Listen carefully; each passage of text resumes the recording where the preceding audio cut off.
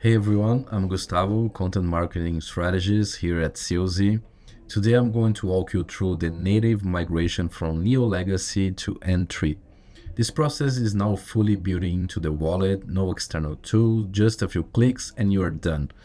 Let's take a look at how it works. Open Neon Wallet. Once you're in, click on Wallets. Select your Neo Legacy account from the list. You'll notice a new yellow button labeled Migrate. Go ahead and click it.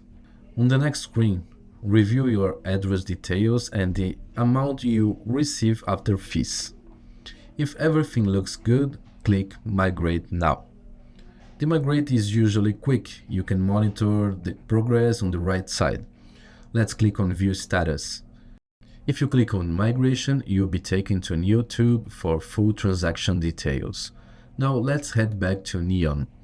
You will see that your legacy account balance is now 0 and your tokens are reflected in your N3 account. And that's it. Your Neo is now migrated to N3, all using Neon Wallet. We built this feature to make the transaction as fast and stress-free as possible for the Neo community. If you haven't updated your wallet yet, grab the latest version from COZ website and give it a try.